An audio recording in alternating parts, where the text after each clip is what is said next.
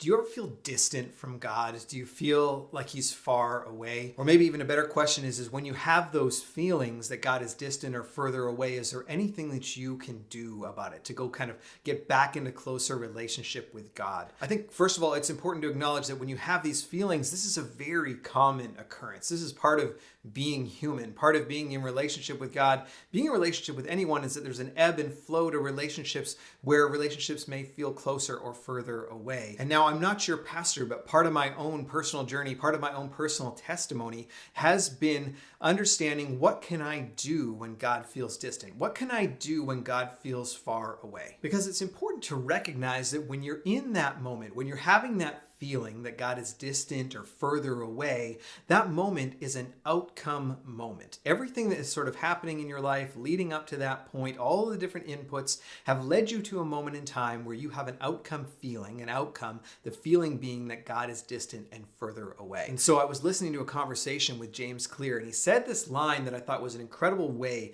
to sort of capture this idea and how we can take these tools and different things that we have at our disposal to grow in relationship with other people, with Christ, learn about the different outcomes in our life and how we can potentially shift them. What he said was, too often we are focused on the outputs or outcomes in our life and without looking upstream at the inputs and habits that brought us to those outcomes. So other examples would be like our fitness is a lagging measure of our exercise and eating habits. That's our fitness, right? It's a lagging outcome of the different inputs that are upstream, the different habits that we have. If you've got an exam and you've written an exam and you got a poor mark or a great mark, that's a lagging measure of your study habits, of the effort that you put into learning as you went through the class. In our finances, our current financial situation is a lagging measure of our financial habits. And so I also believe that this can be true with our relationship with God, with our, that conversation that we have with Christ, that sometimes when he feels distant and far away, it's a lagging measure of our spiritual habits. So is it possible that God feels far away, not because of who he is, but because of where you are at? That was my personal experience, part of my story. So many years ago, before I met my wife, I wrote this list, and I still have it in my phone today, but it was basically everything that I was looking for in my future wife with regards to her characteristics. I was looking for a woman of godly character, someone that was pursuing God's will in her life, that had, great values, great moral character. We had similar ideals on raising children.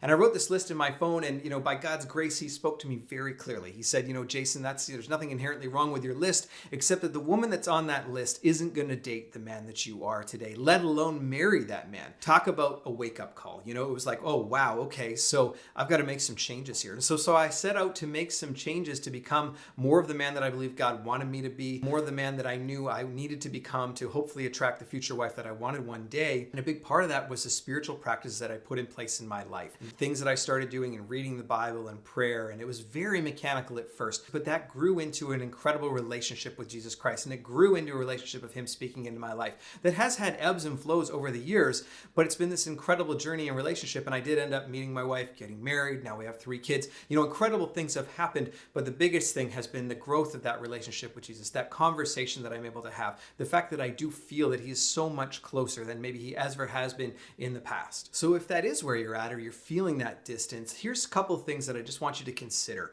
as you take those steps in growing closer in relationship with him. The first thing to keep in mind is that it is a relationship, and there are ebbs and flows to all relationships, but you also need to ask yourself the question, is there anything standing in the way of me having a relationship with Jesus Christ, of me having a relationship with God? Is there anything standing in the way from that being open communication? And I promise you that there is, because there is in my life all the time. We are a fallen people. We live in a world that is full of sin, and I'm consistently in need of forgiveness, right? I'm sure that's the same for you as well, but there was definitely sin in my life that I needed to get cleaned up. So what we're talking today about, upstream habits, things that I need to start doing, that I'd like to start doing to incorporate into my life, to have better communication, feel God and his presence in my life. There are also maybe things that I need to stop doing, things that I need to cut out, sin in my life that I need to ask forgiveness for and be able to move forward with. And I definitely needed to make some changes. And I want to encourage you to be cognizant of that, be aware of that, and be willing to make the necessary changes if necessary. And the second thing to keep in mind and consider is that it might feel very mechanical at first. And I would argue that that's okay. When I started out reading my Bible, it was very mechanical. I was checking a box, reading the Bible every day because I thought that's what a good Christian does. If you start out and you have to start out by just being consistent every single single day. The amazing things happen when you read the Bible. Amazing things happen when you engage in prayer on a consistent basis. God speaks into your life. He wants to be a part of your life. He wants to speak to you. Now, some people will be like, well, don't just do it for checking that religion box. That's not what we're looking for. But if you have to start out by being very mechanical, creating that rhythm in your life, those habits in your life, then start there, because the relationship can grow from that. When you're pouring into the opportunity to read the Bible, when you're pouring into prayer, that's where the relationship grows. And the third thing that I would recommend, if you're feeling distant, if you're feeling like God is far away, would be find an opportunity to serve. Something incredible happens when we find an opportunity to serve. We get to connect with other people that are made in God's image, and it allows us to take our eyes off ourselves and that woe is me moment and focus on what God wants to do in and through you. Find an opportunity to serve in your community. Find an opportunity to serve with your local church. Maybe it's giving of your time. You have incredible gifts, talents, and abilities that you have that God's given you. He wants you to bless other people with that. It might be with your time. It might be with your finances, if that's a blessing that you have in your life. But find an opportunity to serve other people, serve your community, and you'll find that God is there in that service. Now, this idea of looking at your upstream habits can be applied to pretty much any area of your life. So if you're struggling with an outcome, like we talked about this outcome feeling of feeling distant from God, but if you're struggling with an outcome in any other area of your life, sit down, take a pad and a pen and paper, and look, what are the upstream habits? What are the upstream inputs that are leading to this outcome, leading to this sort of output that I'm maybe not happy with or I'd like to change? And watch over time as you change those inputs, as you make those slight adjustments, you can see incredible outcome shifts and incredible output changes in your life.